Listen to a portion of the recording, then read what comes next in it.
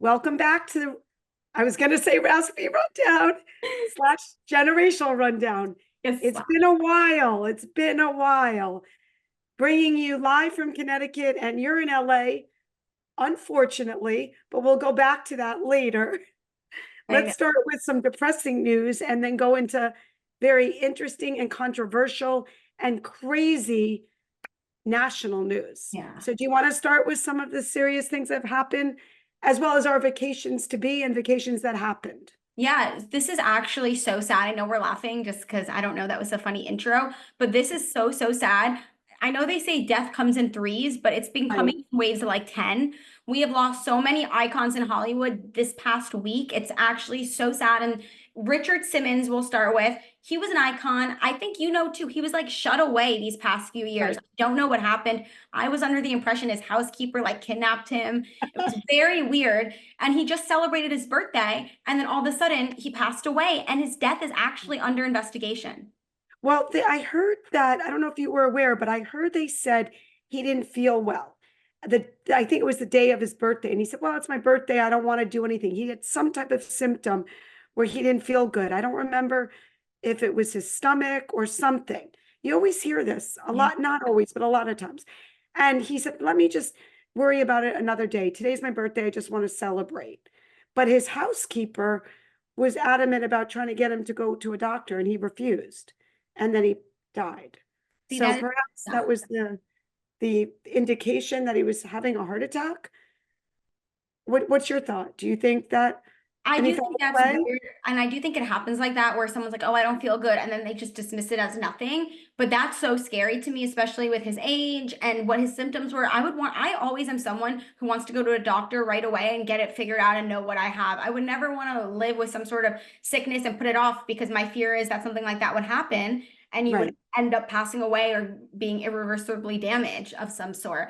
But he had a private funeral, I think yesterday, that his brother spoke at and was like, our beloved Dickie. It's so sad because I love fitness, obviously. And so you also grew up with like Richard Simmons. See, I didn't grow Yeah. up with him being the head of fitness. Like I remember hearing about Jane Fonda and Denise Austin, and Denise Austin actually like loves him and tributed to him, but I just know who he was from his aerobics exercises. And in my mind, I always just knew like Richard Simmons was a figure of the exercise world. But for someone like Right. you, what did you grow up knowing him as? Like, was he I, on? I grew up loving him as the exercise group guru that was all about move your body, even if you're overweight, move your body. It's not, but it was more about health than anything. It wasn't about getting toned or getting abs. It was about being healthy. And I remember him reaching out to a lot of people that were obese and that had really horrible, you know, tries at trying to lose weight and just could not get to that point. And he was such an inspiration to get people that were highly, bedridden and just could not move their body, to get them to that point where they could move their body and then eventually get into a routine and lose the weight they needed for their health. And that's what he stressed. He really emphasized health. I also remember him reaching out to, a lot of elderly people. He was really a compassionate man that really kept a low profile of his own life, but he really wanted to spread the love. He wasn't like, and I believe he also had obesity. He had been very heavy. This is Oh, all coming back to me now. He had had a weight issue for many years, and I believe that that's what prompted him to go into this venue and to really feel empathy for the people that could not lose the weight, that just were so bedridden or just so unhealthy in their weight loss journey. So that was a real gift that he had, reaching out to people from all walks of life. He also, on a cute note, I remember him on General Hospital, and I used to watch General Hospital for years. I only stopped a few years ago, but I watched it on and off for many years, and I remember him being somebody that was on. He was a character on the show. I can't remember. Don't ask me who he worked with, but he was on General Hospital, and I thought that was really fun that's to see so fun. the different, element. But yeah, he was during that whole time of, aerobics and Jane Fonda, the 80s. He had the Afro style hair. I loved it. I thought he Yeah. was great. And Someone that, before he died, he got into a little tiff with Pauly Shore because Pauly oh, Shore said he wanted to play Richard Simmons in his life, like movie biography. And Richard Simmons actually responded and was like, I don't want you playing me. I don't want you to have that part. So, and Pauly Shore responded and was like, I'm such a big fan of you. Like, I used to know you with my dad and see you do shows and all this stuff. And Richard is like, I don't want you to represent me in my life biography movie. So now if we know it comes out and Pauly Shore plays Richard Simmons, we know that it was against his wishes. oh gosh. Oh my gosh. Yeah. Yeah. I mean, I remember reading about him very recently before his death. I was like, where's Richard? Because I think he kind of went into hiding. I feel Yes. like in the last few years, he's been depressed or something because he kind of became a hermit. Now I heard you, as you probably did too, that the housekeeper they said was keeping him hostage, but that's not true. And I believe he left all his fortune, or maybe not all, but a lot of it to her. I don't know anything about if he had siblings. His parents probably are deceased. I'm not sure. You know, He was he has siblings. I told you his brother spoke at his funeral. oh, what did he say?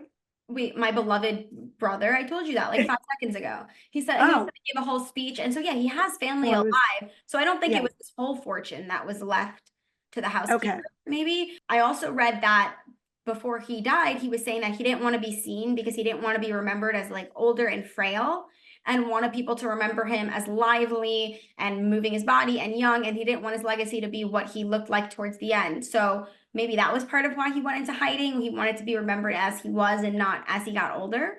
But he did keep his weight off, correct? I mean, he Right. looked, But it just could be being older or being not as, more frail. He maybe didn't want those photos out there and he just wanted yeah. his memory to live on in his younger days. I feel like I never really saw him in like the 2000s wearing Yeah. like anything new, or like he was just frozen in time. Yeah. That's my feeling. And it really resonates with me being a girl from the 80s, how he was just such a amazing person. I know like people that are even older than me, their memories are like Jack LaLanne, because Jack LaLanne was even older. Oh my So I gosh. didn't come into that era as much as the Richard Simmons. So I wanted to go. Jack LaLanne's wife is still alive. She just turned 93 Oh, years old, I think it was. And they did a big thing here in LA.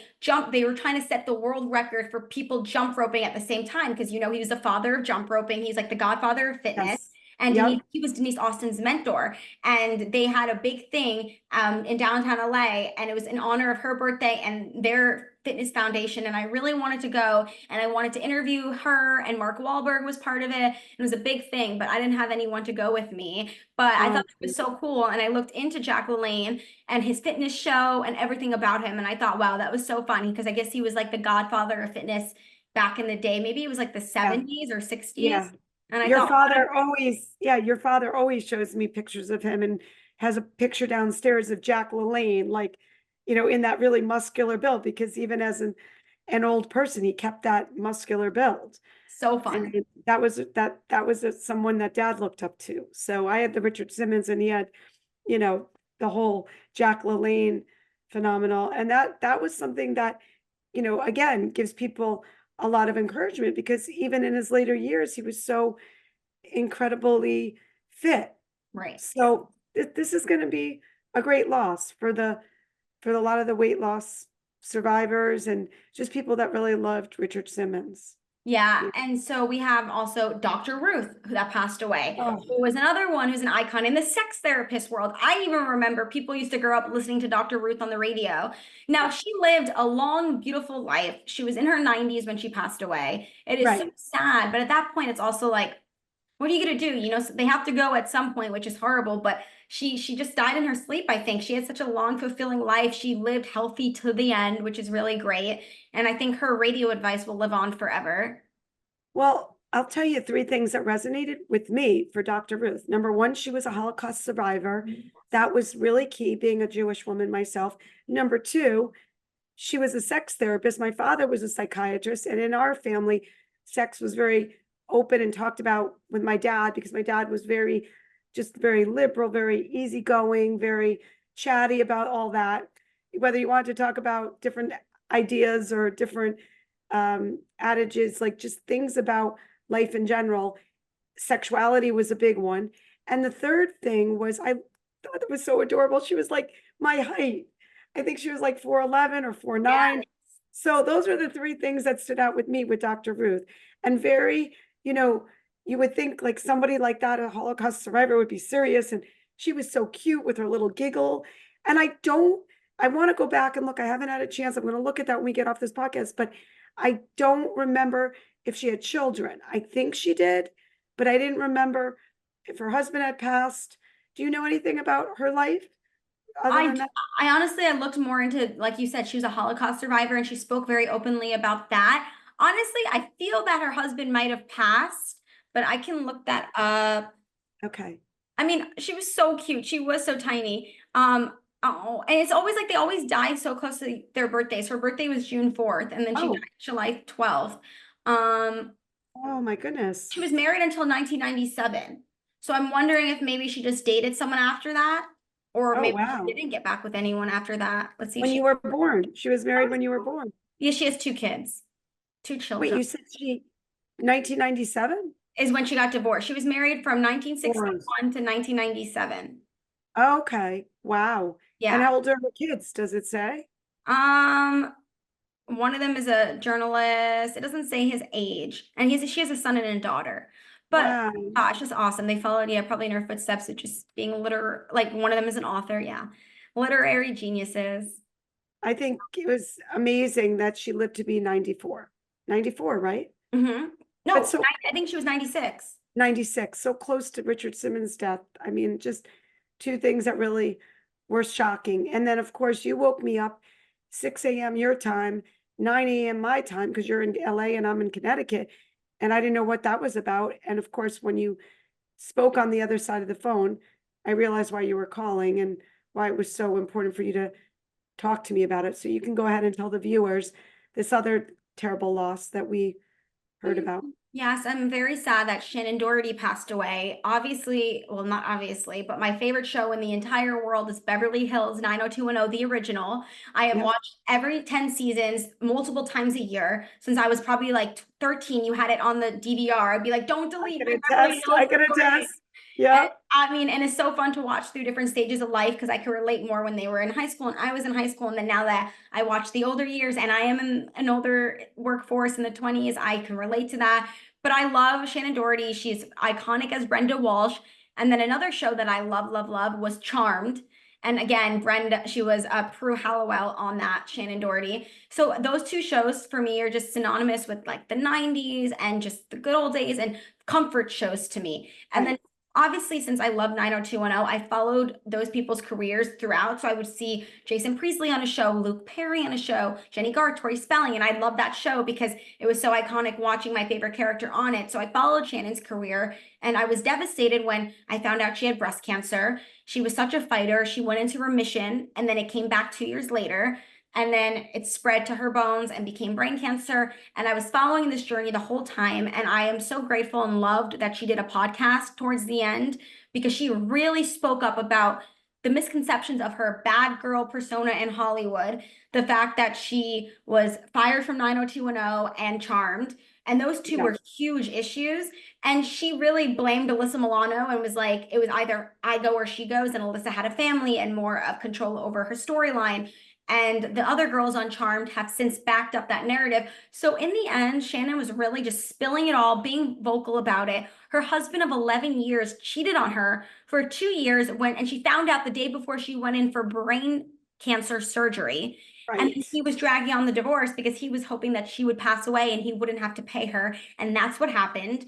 But it was so sad because even her doctor put out a statement and was like, she didn't want to die in her final days. She was still, things took a turn for the worse out of nowhere. Well, probably not out of nowhere, but she was Right. trying so hard to do any treatment and said, what else can we do? I don't want to stop fighting. And she wasn't ready to die. And that is so sad and heartbreaking. And she even said, for the first time in a long time, she was hopeful because her cancer cells had changed. So that means she could try another treatment. So that just makes me so sad. 50. And I really feel that you were really very, very loyal to her. Of everybody in the cast, as your mother, I would say she was your favorite. She became your favorite. She may not have started out as your favorite.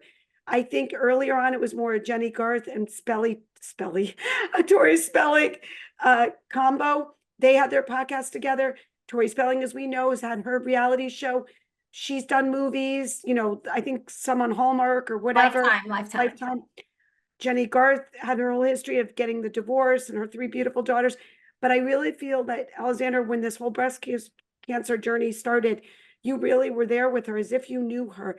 And I really, really feel for you because you didn't want to give up on her. You could so relate as if you were friends with her.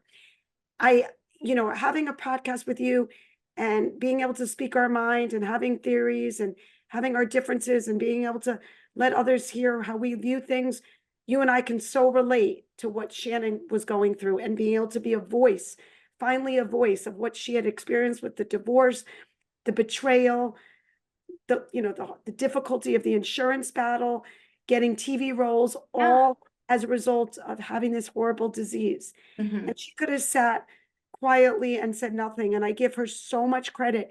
And although she is someone different than a Kelly Preston that we never knew had breast cancer, and we all know someone, my aunt died of breast cancer, we all know someone that's either passed or has had it. I was so in awe of her courage and how she was not going to give up till it was time to give up. And, you know, you remember, you live out in LA and you and I have worked out with Brooke Burke in Malibu.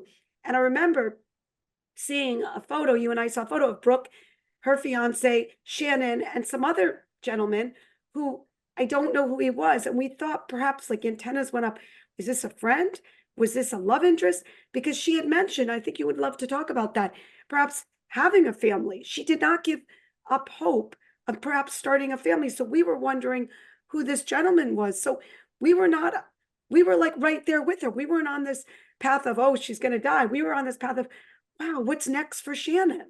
She said she wanted to start dating again. She said she was looking forward to dating again after divorce. She didn't want her life to end. She was even though she was prepared and she had it in the back of her mind, she said this was the first time she's actually been hopeful that things could go another, a longer time because of the new treatments that she could get. So I don't know the details of what happened, obviously, exactly in her last moments or how things took a turn, but I don't think she was giving up hope of living. She recorded also in that last week before she died, she recorded 5 episodes for the House of Hollywell podcast, which was the Charmed rewatch podcast with the Charmed co-stars. So they're going to start airing those because she said that she wanted those out. So they're going to air those episodes. Holly Combs and her partner on the podcast, they're going to have those playing out so we can hear what she was saying in her final days about the show and about everything. But yes, she wasn't really ready to give up hope. So even though she had cancer, to me, honestly, it was a shock. I was actually shocked. And she was only 53. And even though obviously she knew it was terminal stage 4, I was shocked. And it makes me so sad too with Luke Perry, because we've lost a lot of the cast over the years. The older characters, Mrs. Teasley, Joey Tata, who was Nat, Rush Sanders, like a lot of the older people who played the parents on the show or the teachers passed. But the core kids was only Luke Perry. And that was so devastating to me too. I'll never forget when Luke Perry died out of nowhere. I was like, Dylan, like that was so devastating. And Shannen went on Riverdale, the show that he was on at the time, and did a beautiful tribute episode to him. And now they're together again, which is like so heartbreaking to think about. But do you think I've been waiting to know, are there any details about the funeral? Did you see anything? And I want to tell the viewers, just as a side note, my daughter Alexandra has been working for Daily Mail. I don't know if you wrote anything on it, but her last day was this week, and she's going to be moving on to the New York Post as lead writer. Favorite reporter. Yeah, I'm so excited. I get to be at the New York Post, and I think it's really great to be out here in LA because there's so many carpets and so many events. So I'm excited to put myself out there and get coverage and report and write stories and go and get content and hopefully, just get a lot of great experiences. I'm excited. I want to put down my cute dresses and go on the carpets again because that's so much fun and what I love to do. So it's really exciting, but I haven't written about Shannen Doherty. That's what I was going to ask you. Yeah, nothing, No, I didn't get assigned any of those stories, but her funeral, no details out yet, but she did say on her podcast that for her funeral, she doesn't want anyone there who didn't like her. She has a list of people she wants invited because she's like, I don't want people to be like, oh, I'm so glad this bitch is dead and come to my funeral, even though we had issues and they don't actually want to be there, but they feel like they have to show face. She's like, I'm going to save you all the trouble. Like, I have a list of people who I want there. And if you're not on it, you're not on it.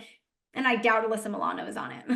So I never watched Charm. I'm really determined now to start watching Charmed. So Is good. that something you would love, you would Yeah, recommend? she's only on for 3 seasons, and then but the Okay. rest of the seasons are great. I think there might be like 6 or 7 total, maybe even Oh, 8. that's it? She was only on for the first 3, but I mean, she, Oh, like back in the day, you have to remember it wasn't like a Netflix where it was an 8 episode streaming. There were like 20 episodes per season. So there's a lot of content of her. You know, she was in over 100 episodes because back then there were so many more episodes to a show.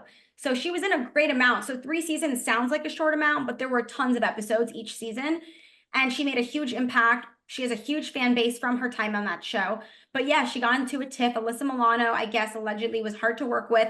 She had her mom on set. And because of that, they were more of a family dynamic. And Shannen and Holly Marie Combs were kind of just on their own. And so they basically went to Aaron Spelling, Alyssa, and was like, it's me or Shannen. And I guess they felt that Alyssa's storyline had more to come from. So they killed off Shannen. And again, that was her second Aaron Spelling show she got axed from. And it's just so terrible. And then why did she get axed from 90210? same thing, being difficult to work with, allegedly. But Oh, again, she says, she's talked about it. She says they were young girls, they were misunderstood. She had a boyfriend at the time who kind of yeah, gave a lot of turmoil. So she'd come to set late and her mind was yeah. preoccupied. I don't know. I don't She's agree more with of a either. rebel? More of a rebel, More of a maybe? rebel, yeah. And I don't, and she's fiery and she doesn't, hold her tongue. And that's what people love about her. And that's what even Tori Spelling said in her tribute. You are always like, F them, like, don't let anyone, who cares what other people think. And she was a fiery rebel and an Aries. And it's just, I don't think she should have been let go from either of those shows. She was phenomenal. Do you feel that people your age, Alexandra, because I know having Olivia as my daughter, she has no interest in 90210. Do you think your generation, your exact age, are people that are drawn to 90210, or are you unusual? Because we always say you're an old soul. It's like, because I watched it, I was so, I would say unusual. Everyone I know my age watches the new 90210 that aired like in got it. 2013. But yeah, I Okay. don't know anyone else my age who loves 90210. It's pretty much like your age. Yeah, But so you're more of and the 80s. I relate to all you, like I see people who are like Yes, women that are millennials and they write about the show and I'm like, yes, I agree. Yes, I agree. I'm like reading Reddit trains. I'm like, yeah, I feel that way. So like I'm the same lover as everyone else who loves the show. We all have the same opinions, but they're Oh, just older than me. But I love that show. It's my comfort show. And I always wanted, and it's crazy because watching it now that I live in California, I know that spot. I've been there. Like I literally rewatched the show and I'm like, oh, that's Sunset Plaza. That's Griffin Park. Like I've been to all the spots they show on the show. well, you need to share with the viewers how weird and sad it was. You went to 90210 house. Talk about that right Yes. before her death. Yes. So I'm so sad. So I walked Manhattan Beach and I've wanted to see the 90210 beach house. Always. Always. Yeah, my whole life. And I finally got to walk, even though I've been there for 3 years, and see the beach house. And it looked exactly like it does on the show. It was an incredible And then a few moment. days later. A few days later, she died. I mean, she was never in the beach house scenes or what. She left before it Okay. happened, but still, it's like that's iconic. The show is iconic. And I was like, I was just at her beach house and it makes me sad.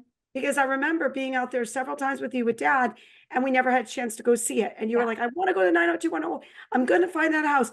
And then all of a sudden you're taking a picture in front of it. And then a few days later, how ironic that she just passed. Like I went wish. walking with my hairdresser and I was like, Lisa, get a photo of me, get both. And I made her take like a bunch of photos of me. She's like, what even is this? But it looked identical. And yeah, and then she passed away after. And it's just, it's weird watching the shows again, knowing some of the people are dead, like Yeah. Luke and Shannen now. Right. It's Right. sad watching it back now. It always feels a little bit different. And again, it was one of the best shows I ever watched. Yes. I loved it. I didn't watch reruns though. I'm not a rerun girl. But you, Only remember we that brought show. you the collection or something? You had like the whole collection. Did you have a whole collection, or you just taped everything? I just taped every single show. I remember you wanted a whole collection of it. Yeah. But now Watch where it would I one do day. that? Because we don't even have DVD players I anymore. know. I I just, know. I love that show so much. And I literally rewatch it every year. And I just feel like now that I live here too, it's even cooler because I know all the spots and I know what they're talking about. Yeah. But that was so, so sad. We can move on to some national news. That is Yes. wild. Yeah. Well, I guess we should start with the president being shot. They tried to assassinate our former president. Okay. Crazy. This is crazy. We're literally watching history right now with the assassination attempt of Donald Trump. I mean, Yes. we don't really do politics on this podcast, but this is just crazy because honestly, there's so many thoughts that come to mind. Yes. Everyone loves a good conspiracy, but it just makes no sense to me how that roof was so close to Donald Trump at his rally, and that wasn't protected. I mean, I think we can all agree that this is so weird how a 20-year-old kid was able to get on a roof and get so close, this close to almost killing the former president who moved his head. And if he didn't move his head, he would have been killed. I know, What? I know, I know. And they were interviewing the woman that was setting up. I don't even know what her position is. I heard it today on the news that she was being interviewed on the radio, and she said, "Oh, we made a mistake. We realized, like, there's," and this other expert said, "How do you make a mistake? It was so close. That should have been an area that was First so one. covered." Yeah. It sounds like negligence. To me, it doesn't sound like conspiracy. It just sounds like they were so like backwoods, like there wasn't the right people guarding. Like you don't, That's the you don't, FBI. It's the Secret Service. It's not yeah, backwoods people. It's people who work in the government, in the White House. So it wasn't like they found these people off the streets.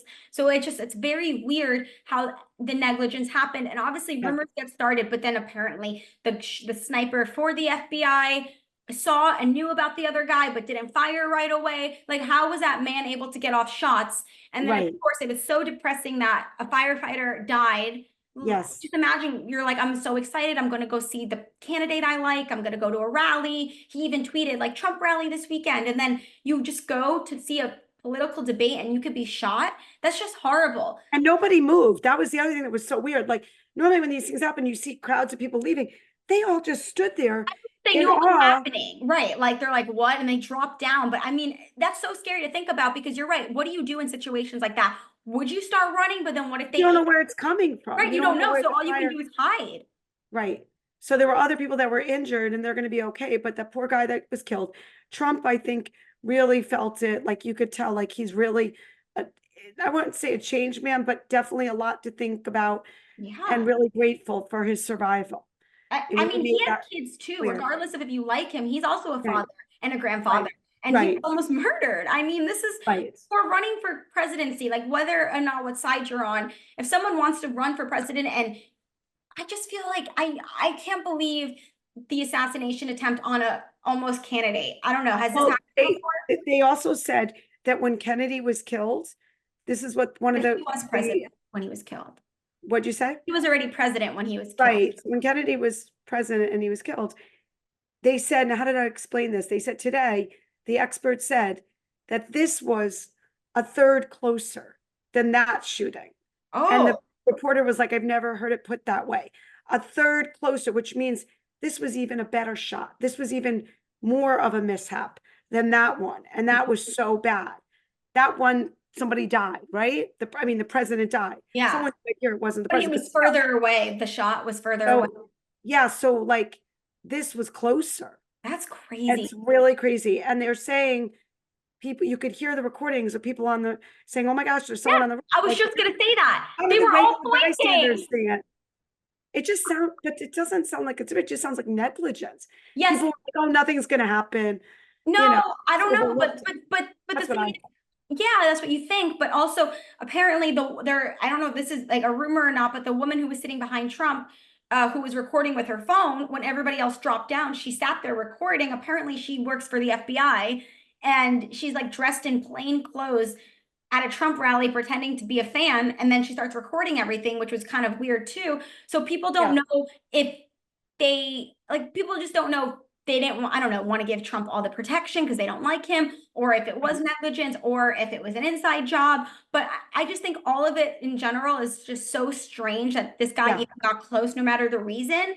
It's just wild to me that once he was close and all the people are shouting like there's someone on the roof and nobody saw that and nobody could react quick enough. It's just such a devastating situation. It's like I would never want to go to any sort of rally because I would always think something would happen like this. But the fact that it almost did is just mind-blowing that someone got that close to like killing a candidate. The one thing I will say without talking about too much politics is Trump was funny when he was doing his speech the other day. I was watching a little bit of the speeches and he said that nobody moved because this is such a Trump comment, because they were so supportive of him. So they risked their lives just watching him and they didn't want to leave his side. That's how great his supporters are. What did he say? If anything, it was great food for thought for him because he was able to use that in his speech and really add that, not just his political views, as I think it was important for him to address it. Yeah. And felt that it was sincere in that sense. I'm not saying I agree or disagree, but I'm just saying it was interesting that he was able to bring that up and use that as part of his, it's Right. just the timing couldn't have been better for him to talk about it. Really But though, now they're doing, timing really worked out for him. I just, you know, I read I like to read everything on every side. And also yeah, what's funny is a lot of people were being interviewed like at the beach who are Democratic, and they were like, oh, I don't believe the shooting was real. I don't think he was really hit with a bullet. There was like a shard of glass that came off and all of these things. And it's crazy how in today's day and age with social media, you could believe so many things that are not right because, you know, once you say something, then it becomes fact and it gets relayed. And I'm like, it's so crazy how to like murk through all of, how do you even know what's true or not? And then also a lot of his supporters were wearing like bandages on their ears at the convention for oh fun. my Like gosh, I in did not, support. I'm like, is this the new hat? Like they're oh all my wearing gosh, a thick that is bandage. really, I was like, this is so embarrassing and I funny. mean, why everybody seems like they're wearing cowboy hats too. I didn't understand that. Are they all from the South? Yeah, They I were in mean, wasn't it, Wisconsin. where did it take I think place? they were in Wisconsin, but everybody's wearing cowboy hats. I don't know. That was I think a interesting. lot of the party is probably like, you know, that's like their America thing. They like Yeah. cowboy hats and cowboy boots and they're Republican. I am sad. I miss Kid Rock because I like Kid Rock. I missed his performance. Oh yeah, And, he's so funny. He was like, if you mess with Trump, you mess with me. oh my gosh. I forgot how entertaining, you know, Yeah. Trump running is. It's like the entertainment is like, whoa. I have a question for you. Well, how do you feel it pairs with like when people talk about it like politicians and newscasters and maybe CNBC is one way, Fox is one way, CNA is another. How do you think that celebrities taking a side is right? What is your take on it? And do you find it helpful in the whole political thing? Does it soften the whole situation, or do you think that it's not relevant? Like, how do you see celebrities? Because celebrities are people too, right? But they're the ones whose voices we hear when we're like looking at Trump. We're not looking at just Debbie Well, you Belushi know or what? Alexandra Belushi. Like, what do you think about celebrities? Candace Cameron Bure stayed quiet for a long time, and then she came out a little bit ago and was like, obviously, I'm a proud conservative.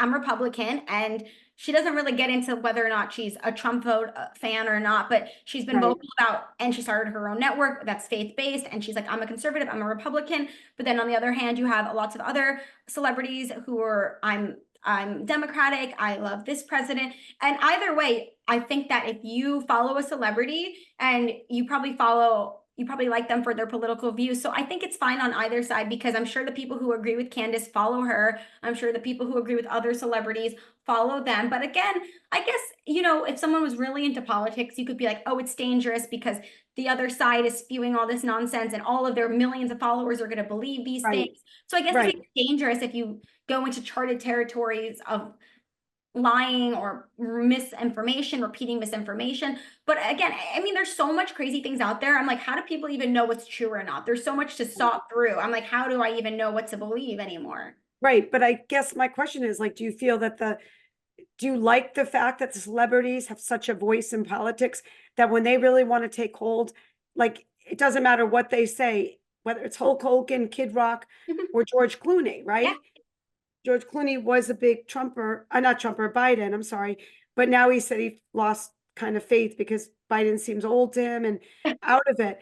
Do you feel that that's really hurtful that people like the general public listen to celebrities reinforce beliefs, or do you think it's their right to do? I know it's freedom of speech, but what's your thought about that? Like, do you find that an interesting angle as a journalist yourself? Yeah, I mean, I do think it's interesting. I think most, yeah, I think it's more interesting, obviously, when a celebrity comes out and says that they're Republican or that they're on Trump's side. For the sake of this election, I think that's Okay. more shocking because I think the Okay. majority is Democratic and has been loving Biden and Kamala. So I think it's more shocking. Like, but then I'm like Kid Rock and Hulk Hogan, I'm like, well, you know, 50 Cent has always endorsed Trump. I don't know. I Right. think the shock value has worn off in this day and age of who endorses who because of social media. So I Right. think back in the day, maybe if a celebrity made a statement, it would have been a little bit more like, oh my gosh. And I don't think celebrities like to talk politics a lot back Okay. in the day. But I feel like now with social media, celebrities are like, we need to use our voice, and they want to influence and educate their fans to vote and get to the polls. And the younger generation might not know about voting and things like that. So I think they try to say, hey, I have this big platform, let me use it for good, and try to educate about politics. But I also think we could talk about Biden, because I feel horrible about that situation that I mean, it's so sad to see an older man decline. I don't like really care what side you're on. Personally, that makes me sad. And I feel bad for him, because also think about the pressure you must be under trying to be the president, but know that like you're slipping up and you might not be as sharp as you are. Like, do you think he realizes he's losing cognizance, or do you think he doesn't even realize, or do you think he realizes and then he feels bad? Like, it's sad. I know he is going through COVID right now from what they said. So he's not as sharp as he can be. But yes, the aging, declining, having had a mother-in-law that went through Alzheimer's, we don't know his real medical situation. What we do know is he's not going to back down, even though Democrats want him to back down. His own party wants him to back down. So it'll be interesting to see what happens, but it's very sad. From the human side, you make a very good point. A lot of journalists, they have to be very neutral. And you're talking about the human element. And the human element is something that resonates with me, having, had grandparents. I had all my grandparents till I was 20 years old. Yeah. I had a mother-in-law that was much older than my own parents, that had up until several years ago, who unfortunately died of Alzheimer's. Right. So I really feel that human element, that human side. Yeah, I don't find it funny watching Joe trip up the stairs or fall. Like, I don't watch any of that stuff. It's too, I'm like, I don't want to see that. That is sad. Like, people say, oh, they could say this and that about him in his younger years, but I'm like, I don't enjoy watching that. It makes me sad. And also, maybe, I don't know, maybe it would take off a lot of pressure with him, but it seems like he does really want to run.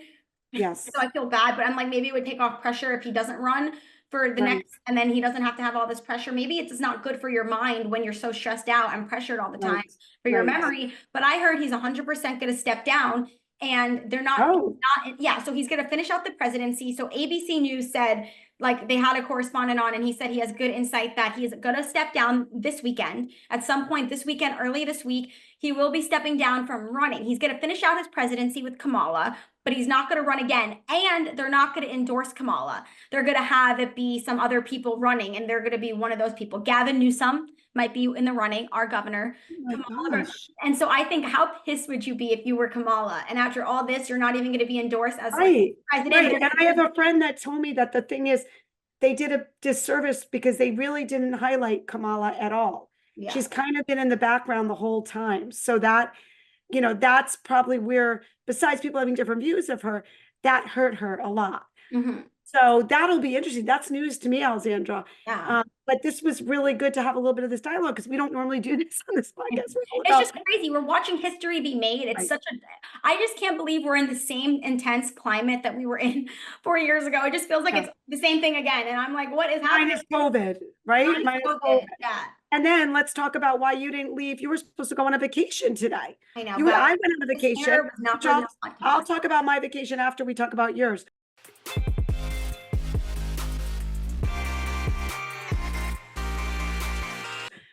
Your impending vacation. Let's talk about. I'm going to Florida, but then I guess Y2K happened, except Y2-24K. And I woke up and there was a cyber shutdown, and there's no banks. CrowdStrike. It's called CrowdStrike. My father's customer.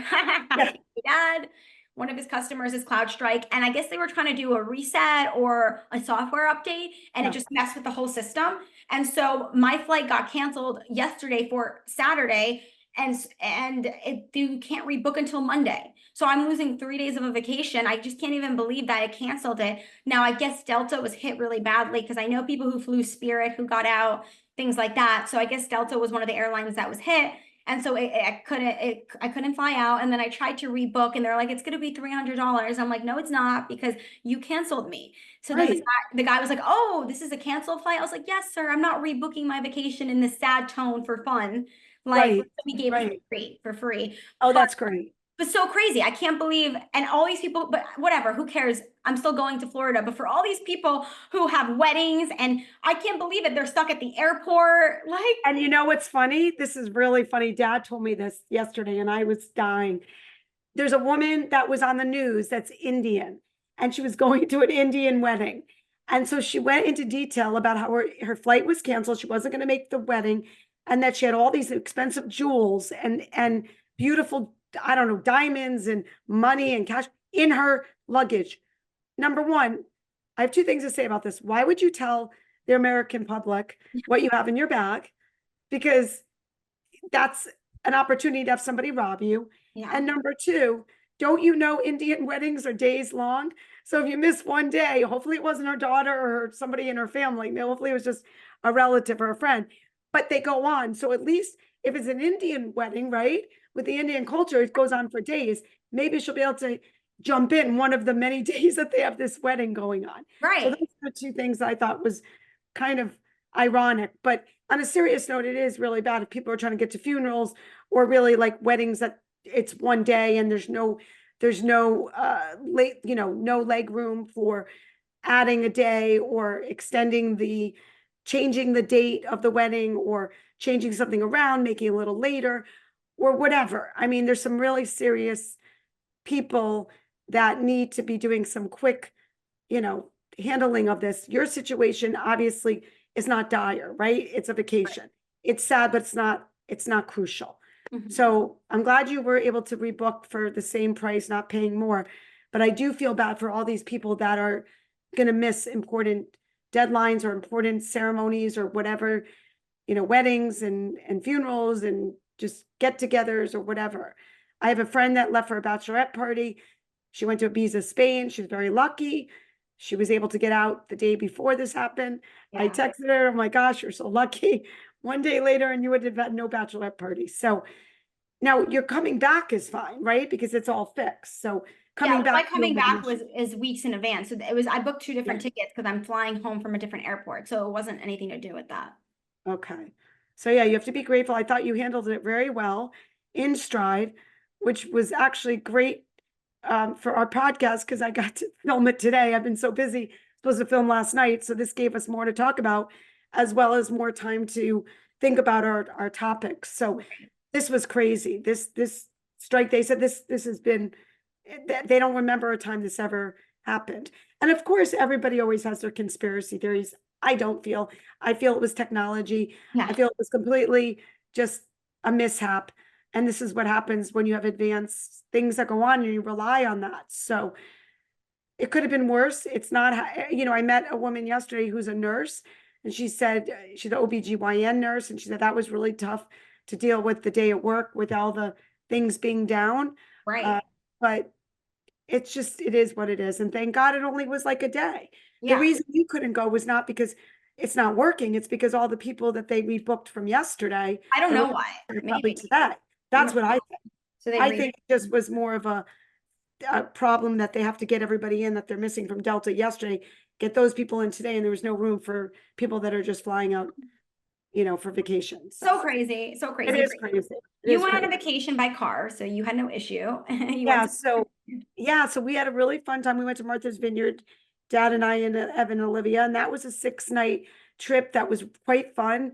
Very hot. Once again, I was not happy. Weather was not on my side, from one of my other podcasts a few months ago. If you guys remember, if you're faithful listeners, you'll remember Sedona was freezing and it was unprecedented that we had a snowstorm while we were on an open air Jeep. Well, this, come to find out, was unprecedented heat wave. We did a kayak tour one day and the woman said, in 47 years, I've never seen such heat. They had a heat advisory that was like a very bad heat warning. People didn't even want to go to the beach or do anything. We fortunately were doing this kayaking tour in the morning, early morning, but she said it's never been like this. So I know Connecticut had it. I don't know, did California have it? The humidity? Because you guys normally don't have the terrible humidity. Temperatures is one thing. I don't mind 90 degrees, but when it's humid at 90 degrees, it's disgusting and it's just not safe.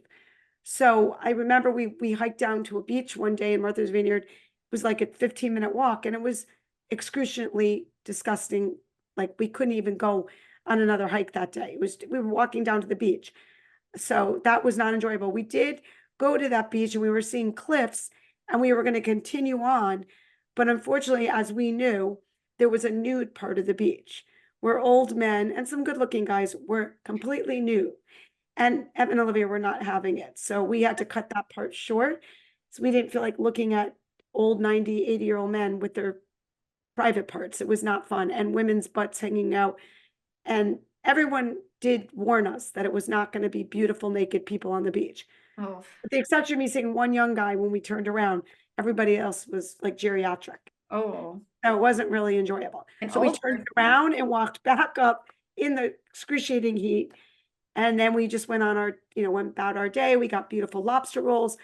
Another day, we had a really fun time watching the parade and doing the fireworks in a town called Edgartown. That was a lot of fun. I hadn't been back to Martha's Vineyard in about 33 years. I went about 31 years ago. Well, let's see. I'm going to be married. I went 33 years ago when I was engaged. So I'm going to be married 31 years. So I went maybe like a year before, 2 years before. Yeah, to Martha's Vineyards. It was completely different. I had no memory of it. We had beautiful, delicious seafood, but the parade, I would say, was so-so, wasn't great. The fireworks were amazing, but it was exhausting leading up to, long story short, we were at the wrong beach. We found the right beach. We were told by the hotel. Our hotel was lovely, though. Our hotel was amazing. They just told us we were going to go to a different beach. So we ended up going to a different beach. We found out in time, but we had no dinner reservations. Because we had no dinner reservations, we kind of had to just eat on the go. So it was kind of a, stressful day leading up to it, but it was good. The fireworks were beautiful. And then another day we had a beautiful, fun day doing alpaca tour, where we each grabbed an alpaca. 2 of the 4 of us got each an alpaca, and we switched and shared, and they were really fun to walk around. And they were elderly. One was elderly, one was a young alpaca. So I felt like I had JoJo. I had the elderly alpaca, and I didn't realize alpacas you can actually use as pets, have as pets. They don't require a lot of exercise. And if you have enough property like we do, you can do it as a property write-off taxes, which is really funny. Dad was ready to adopt, or I should say purchase alpaca, not a show, because show alpacas are a lot more money, but pet alpacas are Why great. didn't you? Well, we could.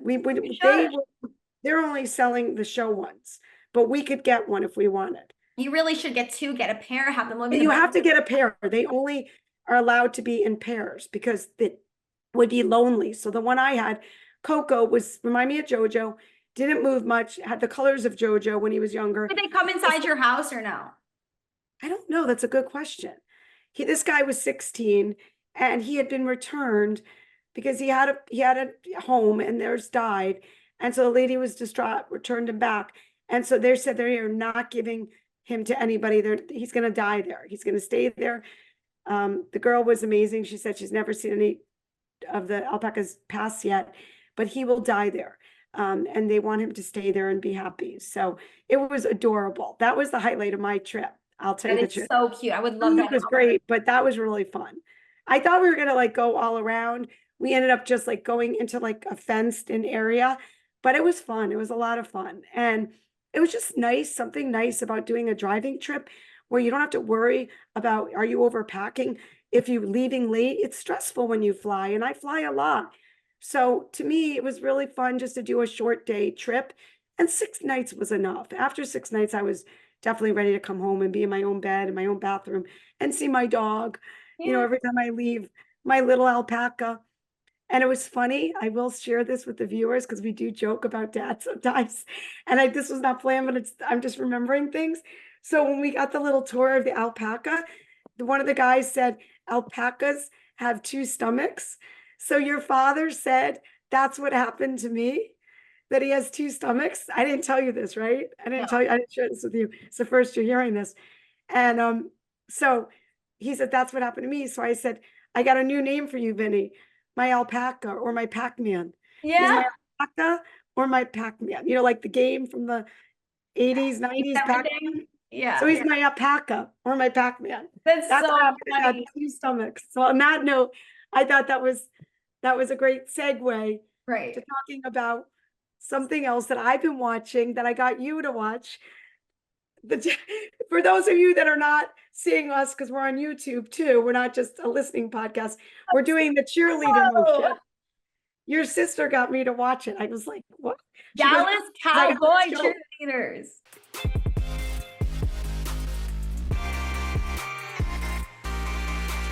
Cowboy Cheerleaders. Yeah. I was like, what is that? So I'll tell you my impression and then you can tell me yours. Yes, get my notes out. I literally watched it this week. It's the quickest thing I've ever watched with Olivia. There were not that many episodes. I think there were like 8. And it was kind of like intense and really reeled you in. I just was like, I am going to finish this week, Olivia. Come hell or high water, we're watching this. So what it was it was the story of the cheerleaders and what they go through to get on this team. And there were a lot of things that I felt were interesting, distasteful, sad, but yet kept me connected and really intense. But I was glad I watched it. And the reason why, I have a friend whose daughter grew up doing pageants. And so I was always going to these pageants and cheering her on. And my first thought when I watched the number 1 episode this week was, I feel like I'm watching pageantry, because what it is it's a lot of camaraderie. It's a lot of, looking good and presenting yourself well and getting prepared. And it's a lot of hard work. So kudos to the pageantry girls. Kudos to the cheerleader women that want to do this, because it's not just glamour. It is hard freaking work. And I'll tell you something, they only get paid what Chick-fil-A workers get paid. So Yes. to me, for them to want to do this, you really have to be really dedicated. And the other thing I just wanted to say before I get your take on it, and we can go back and forth and talk more about it, is that I don't know if you were aware, but they didn't feature every girl. So there's like 30 some odd girls that make it, and you can only do it for 5 years. That's it. Oh, That was interesting. I don't know if you had a chance to watch the whole thing. You can only do it for 5 years, different than pageantry. Pageantry, you could do it till you're like 27. But for this, I thought it was interesting. Like, why would you only be able to do it for 5 years? And Olivia's like, because they get burned out. Physically, it's hard on their body. But the other thing that I thought was very interesting, and then I'll hand it over to you, is that most of them, or I shouldn't say most of them, the ones they featured had really important jobs. And pageant girls, a lot of times, are going to be lawyers. They're getting their masters. They're going to law school, or they want to do this. They can't be married at this certain level. Later on they can, but depending on which pageantry you're doing. But I found it so inspiring. This one girl, I think her name was Kelsey. I was so connected to this one girl who worked with handicapped children, that worked with, people that were suffering. And I just found, and there was an orthodontist woman that got let go. But I just thought that was so interesting, that why would you want to do this and shake your stuff if you have these really hard, stressful jobs? So I'm going to hand it over. That's why. That's exactly why. I mean, if you're stressed all day long, why not do something that's fun and glitzy and glamorous in your free time? Now, when I realized that they all have to have other jobs, I'm like, okay, that's so weird. I personally Well, do they? Do they? Yes, yes, you don't They make have any to have money. other jobs? Well, yeah, if you want to support yourself, yeah. This is Well, unless they're being supported or they're wealthy. is that this is something that if I thought it would be like your whole life, you're a cheerleader, and then from Right. there you get other opportunities and you get to live Right. your life in the glitz and glamour. It sounds like they have to go work 9 to 5s every single day for the rest of their lives. And only Yeah. for 5 years, you get to do this on the side, and then you have to go back to your regular job. I mean, that must be a crushing, really boring thing to go back to, unless you love your job and you love what you do, and it's a great balance because you have the career you love, and then you have a really fun hobby. Although I wouldn't even call it a hobby because it's so intense. I just didn't realize that they were crying and there was this much to do something for only 5 years that was on the side that you didn't get paid for. That to me was really shocking. Yes. I thought that I wondered if there was a height requirement. I didn't see any shorties out there. Olivia and I laughed in the middle of it. Did you see I'm at the beginning. Okay, so there's a part where they let a girl go, and I wondered the same thing. Why did they let her go? They let her go because her kicks weren't high enough, and they said it had to do with her height. Like when they do the kick line, she was so Yeah. Olivia and I were like, there are too many tall girls. We would never have been. We probably wouldn't even have made it to the first round. I'm like shocked that this girl made it. Beautiful girl, great dancer, and they let her go because of her height. Rude. They didn't say it to her. I mean, we didn't see that part, Yeah. them saying the height, but in their private discussion, they said it. So I don't know if it was edited and they told her that, but they said her kicks. Didn't you find it was so, well, you're only in the second one. It's so intense. It's so intense. But I used to watch her show back in the day, making like they had a show of making the Dallas cheerleaders back in the day. And it was like you went through the audition process, but it was more focused on, it just ended after you didn't make the team. I think this is more about the whole society. My favorite line so far was she's a makeover needing to happen. Oh my gosh. Oh my God, I can't believe you just said that. She's a makeover needing to happen. Like, I was like, whoa, okay. Okay, women in your generation don't go out without makeup. And that is something that is true. And it doesn't matter if you're pretty or not without makeup. You don't go out without makeup. A lot of women put on their face in the morning and they go about their day. And I wish I could be like that. But personally, I have sensitive skin. I don't feel like putting on makeup to go to the grocery store. But I feel like I really have always wanted to be that person. And I'm hoping when I have kids, I will be that person. And I want to be that person. But they were really harping in on like, they just put their faces on for everything. And that's how they were raised and that's how they were taught. And I think this generation goes out in sweatpants and no makeup. And that's why a lot of us are single. Kidding. But what would you describe me as? Would you describe me? Yeah, that's what you do. You always would wake up every day and do your whole makeup. I have memories of you clinking through the house in your heels because you wore your head to toe outfits in our house at all times. And every morning you do your makeup. I'm sure you did your makeup every day during COVID too. I wish I could be that type of person. I wish I had it in me. But that was crazy. I thought like, yeah, that makes a lot of sense. You know, it's so funny because I'm more about, I had a balance. I wanted you guys to look cute and wear the bows and the cute dresses, but I wanted to look good too. So I guess I'm a little vain, but maybe that was a good thing because guess what? Took the pressure off me trying to be like, make you into something. I wanted a balance. I wanted to look good for my own self, whether I was a mom or whatever. But of course I wanted you guys to be cutesy and wear the frilly dresses and the bows. But yes, that is true. I do not go out without makeup, very rare, unless there's an emergency. Even when I was going to have a baby, I was saying, oh, I have to have my makeup packed. What am I going to have? You know, if I go run to the hospital, that's just been my thing. That's my own thing. Not that I'm insecure. I love putting makeup on. I love putting myself together. That gives me joy. Even if I'm going to the grocery store, even if I'm not wearing eyeshadow, I'll have foundation on, I'll have lipstick on, I'll have mascara, eyeliner.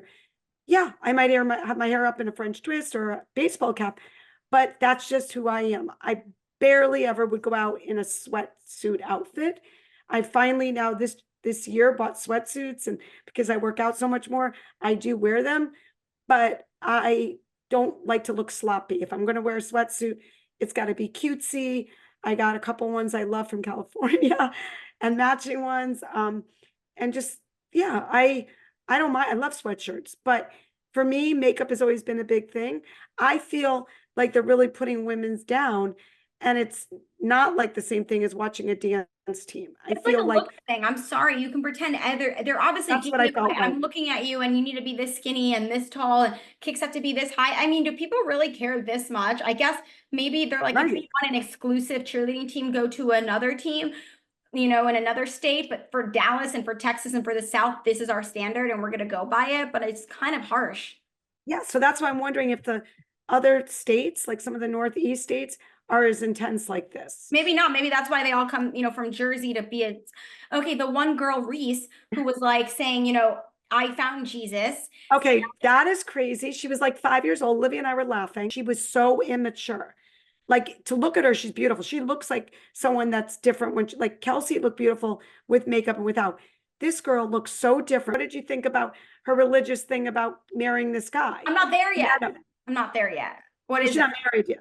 Her boyfriend that she met, she had never kissed a boy or whatever, and she met him in college.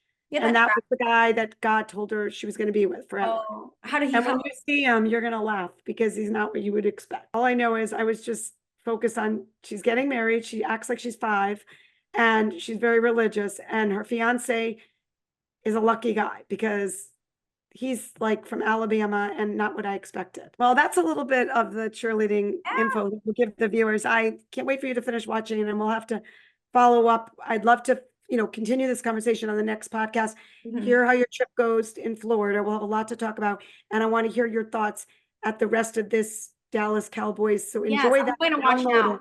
I'm excited. It's so much fun. Yes. All right. We'll be back next week. Well, not next week. We'll be back in 2 weeks. 2 weeks. Yeah. Bye, guys. Yes.